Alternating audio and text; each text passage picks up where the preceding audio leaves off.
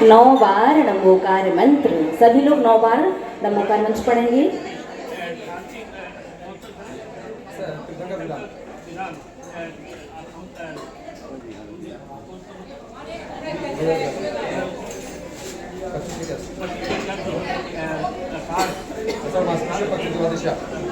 सभी लोग अपने दोनों हाथों को जोड़ेंगे। ओम जय जय जय नमोस्तु नमोस्तु नमोस्तु नमो अरिहंताणं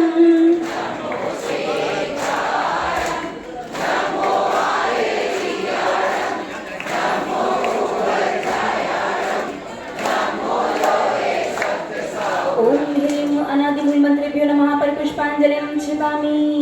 सभी लोग एक साथ। चत्तारि मंगलम अरिहंत मंगलम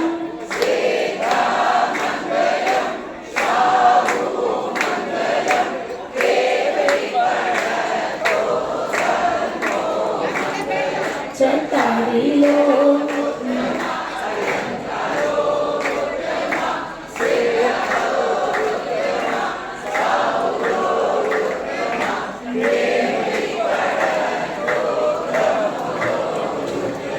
चत्तारि शरणं पवय स्वामी अनन्ते शरणं सिद्धे शरणं साहु शरणं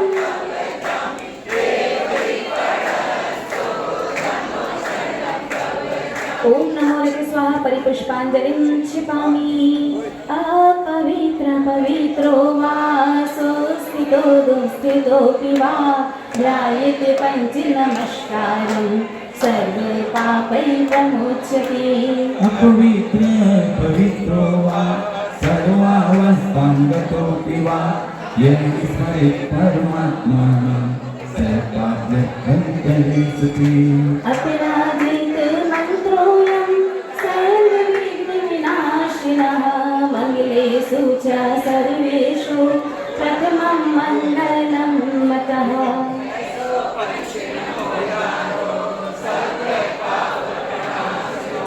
मङ्गलां च सर्वेषु परममङ्गलम्।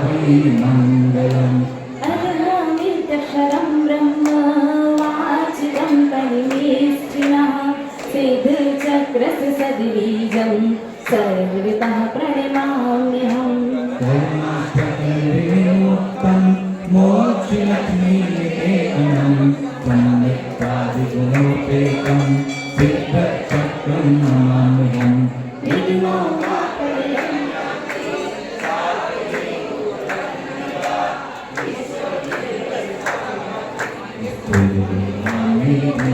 देवे परिपुष्पांजलिं क्षिपामि। उदति चन्दनि तण्डुलि पुष्पिकैश्चर सुदीपे सुधूपे फलार्घिकैः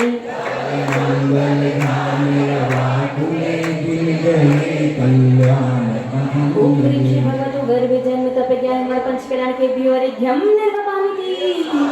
उदति चन्दनि तण्डुलि पुष्पिकैश्चर सुदीपे सुधूपे फलार्घिकैः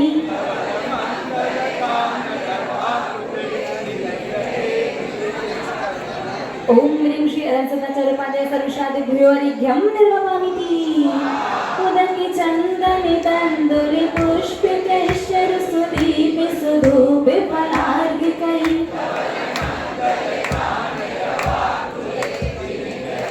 जिनि नाममहं यजे। ओम ह्रीं श्री भगवद्गीताष्टोत्तर सहस्रनामेभ्योरिघ्यं निर्वपामिति।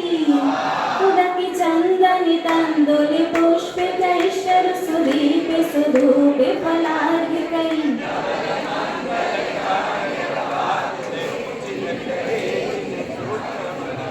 ओम ह्रीं श्री समिदर्शन ज्ञान चैत्र तत्त्वादशोऽध्यायेऽरिघ्यं निर्वपामिति। उदति चन्दनि तण्डुलि पुष्पिकैश्चर सुदीपे सुधूपे फलार्घिकैः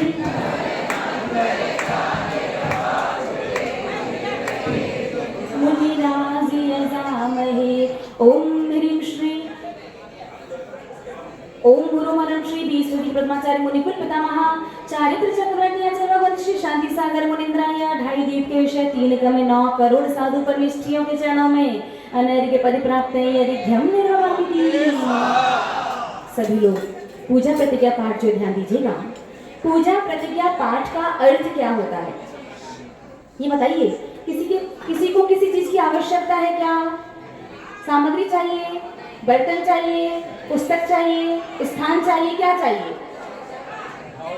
स्थान चाहिए। कहाँ की व्यवस्था पर? जगह कहाँ है? जितनी व्यक्ति में काम चल रहा है बढ़ से इधर पूरा पैक है पैक। थोड़ा थोड़ा सा एडजस्ट हो जाओ। आप लोग है ना, देखो भगवान की तरफ मुंह करके बैठे। जगह इधर इतनी लाइन है, आप लोग इस तरफ मुंह करके बैठिए। सभी लोग भगवान की तरफ मुख करके बैठेंगे ताकि बीच में थोड़ी थोड़ी सी जगह हो जाएगी। जो पूजा प्रतिज्ञा पाठ है, इस पूजा प्रतिज्ञा पाठ को पूजन करने वाला प्रत्येक श्रावक यदि शुद्ध पढ़ता है, उसे एक पूजन करने पर भी 1000 पूजन का फल प्राप्त होता है। तो शुरुआत की 2 पंक्ति हम पढ़ेंगे और बाद की 2 पंक्ति सभी लोग मिलकर के पढ़ेंगे। और जिनसे पढ़ते ना बने या पुस्तक नहीं है तो हाथ जोड़ करके अनुमोदना करेंगे, ठीक है।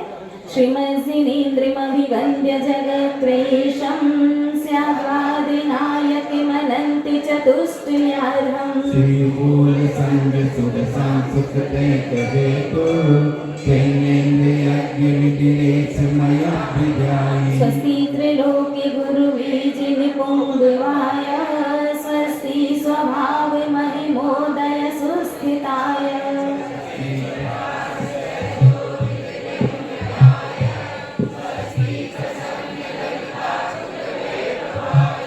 स्वस्त्युच्छलद्विमलिबोधिसुधापिवाय स्वस्ति स्वभावि परिभाव विभासिकाय।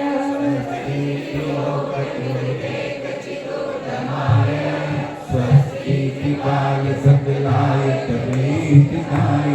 द्रव्यस्य शुद्धिमधिगम्य यथानुरूपं भावस्य शुद्धिमधिकामधिगन्तु कामः। आलम्बनाय विधान्य बलवल्गं भूतात्मयज्ञ पुरुषस्य करोमि यज्ञम्। पुराणि पुरुषोत्तमे पाविनानि वस्तून्यनूनि मतिलान्यलमेकैव। अस्मिन् जलक्तिमल्केवलबोधकर्मो भूतं सदात्मकमिकमनाजुभूमि। जिन प्रतिमा गृह परिपुष्पांजलि क्षिपामि। भगवान पार्श्वनाथ का नाम कैसा लगता है? बड़ा अच्छा लगता है। ऐसा लगता है कि भगवान पार्श्वनाथ का नाम लेकर के भव से पार हो जाएंगे। तो एक भक्त अपने भगवान से क्या कहता है? ये पारसी नाम बड़ा प्यारा जो भव से पार लगाएगा। ये पारसी नाम बड़ा प्यारा जो भव से पार लगाएगा। ये पारसी नाम बड़ा प्यारा जो भव से पार लगाएगा। ये पारसी नाम बड़ा प्यारा जो भव से पार लगाएगा। अभी आप यहाँ पर बैठ करके पूजन कर रहे हैं, ठीक है। अब पूजन के बीच में कोई आपको बुलाएगा, आप जाओगे क्या? नहीं जाओगे। लेकिन बाई चांस अगर कोई परिस्थिति आ जाए, कोई विशेष आवश्यकता आ जाए, संसार में आपको जाना पड़े, तो कैसे जाओगे? मन को मार के धीमे धीमे कदम से, कि मजबूरी है, जाना पड़ रहा है, जाना चाहते नहीं है। लेकिन वही पूजन के बीच में अगर भगवान पार्श्वनाथ बुलाए तो आराम आराम से मन को मार के जाओगे या दौड़ दौड़ के जाओगे? पक्का सोच लो। भगवान ने बुला लिया तो कैसे जाओगे? तो एक भक्त अपने भगवान से क्या कहता है? बाबा ने बुलाया मैं दौड़ा चला आया, बड़ा सुख पाया बाबा के दरबार। बाबा ने बुलाया मैं दौड़ा चला आया, बड़ा सुख पाया बाबा के दरबार। ये पारस नाम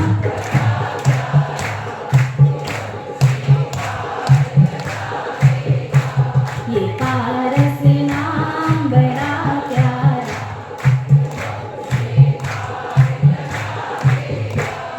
श्री कृष्ण बोला स्वस्ति स्वस्ति श्री अजितः श्री समवा स्वस्ति स्वस्ति श्री अभिनंदनः। श्री सुमति स्वस्ति कति पद्म प्रभ श्री स्वस्ति स्वस्ति प्रभ श्री पुष्पे दन्तः स्वस्ति स्वस्ति श्री शीतलः श्री श्रेयान् स्वस्ति स्वस्ति श्री वासुभुजः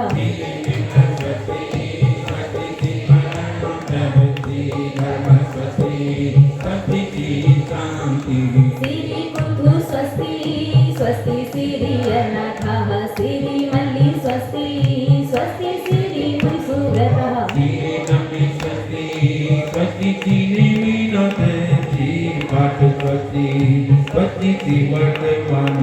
24 नाम बड़े प्यारे जो भव से पार लगाएंगे ये 24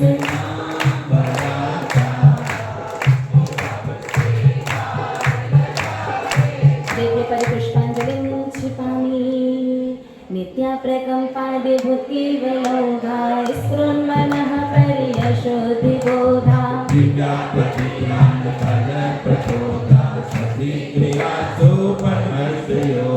कुशलस्थिधान्योपमेकबीजं सम्भेन संस्कृतिपदानुसारी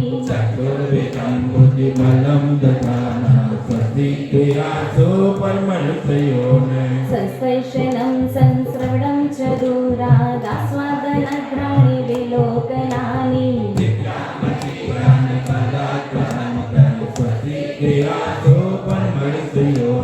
प्रज्ञाप्रधानाः शमनासमेधाः प्रत्येके बुद्धाः सर्वपूर्वैः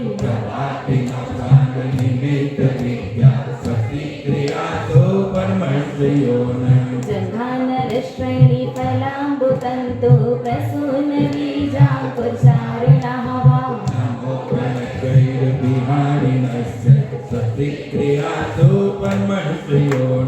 अग्निम्नि दक्षा कृष्णामहिम्नि लघिम्नि शक्ता कृत्नो गरिम्णि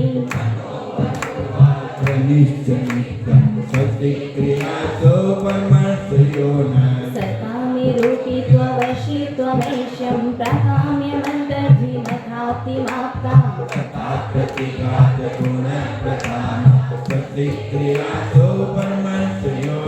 तिक्तं च तप्तं च तथामहोग्रं घोरं तमो घोरितराक्रमस्था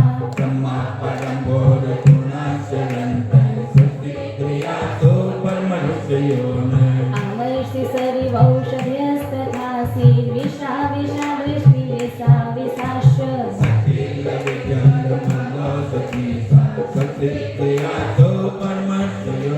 क्षीरं श्रवन्तो त्रिघृतं श्रवन्तो मधु श्रवन्तो किमृतं श्रवन्तः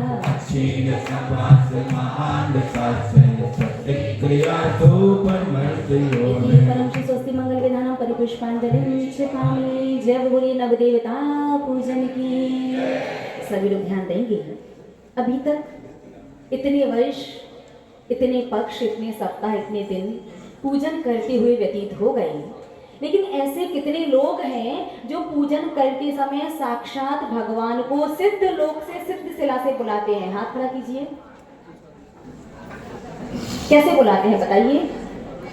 जैसे साधु को जब बुलाया जाता है तो हाथ में मंगल कलश या दोनों हाथ जुड़े होते हैं और हे स्वामी, हे माता जी। स्वामी यदि मुनिराज है तो नमोस्तु नमोस्तु नमोस्तु, और माता जी है तो वंदामी वंदामी वंदामी। दोनों हाथों को नीचे लटका करके आप बुलाएंगे तो साधु नहीं आएगा। ठीक ऐसे ही सिर्फ आह्वानन के मंत्र पढ़ने मात्र से प्रभु परमात्मा सिद्ध लोक से नहीं आते। स्थापना करने की, बुलाने की पूरी विधि होती है। ध्यान से समझिएगा। भगवान की पूजन की जो स्थापना की जाती है तो भगवान कहाँ पर है? सिद्ध लोक। मध्य लोक में तो नहीं है ना। सिद्ध लोक कहाँ पर है? ऊर्ध्व लोक में। तो सबसे पहले अपने दोनों हाथों से सिद्ध शिला बनाएंगे। आपकी हृदय रेखा है, इसको मिलाइए और सिद्ध शिला बनाइए। अब सिद्ध शिला तो बन गई, अब क्या करें? अब सिद्ध शिला बन गई, सिद्ध शिला ऊपर है तो दोनों हाथों को थोड़ा सा ऊपर कीजिए। थोड़ा ऊपर भी कर लिए। अब क्या करना है? तो अब आपको ये करना है, आप चाहते हैं अंगूठा जो है ये मोक्ष का प्रतीक है और अनामिका उंगली, रिंग फिंगर जो है ये संसार का प्रतीक है कि हे भगवान, जो मैं पूजन कर रहा हूँ इस पूजन के फल स्वरूप मेरा संसार भी अच्छे से चले और मेरा धर्म भी अंतिम श्वास तक पले। तो अपने अंगूठे को अनामिका अंगुली के मूल यानी इस हिस्से पर यहाँ पर लगाओगे, इस पूजन का फल संसार में भी मिलेगा और धर्म के कार्य भी अच्छे से बिना वेंटिलेटर बिना आईसीयू में गए धर्म कर पाओगे। यहाँ पर लगाइएगा, सिद्धिशिला बनाइएगा और थोड़ा सा ऊपर करके जब बोला जाएगा अत्र अवतर अवतर सम्भूषितः वहाननम, तो किसी को बुलाते तो ऐसे आइए, ऐसे बुलाते हैं ना, तो भगवान ऊपर से मध्य लोक में आना है। तो कैसे? जय हो जय हो जय हो।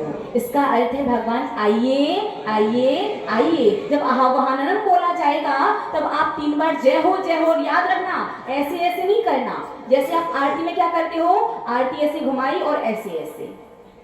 इसका मतलब पता है क्या होता है? पुण्य आजा वापस चला जा, पुण्य आजा, बोलिए बोलिए, वापस चला जा।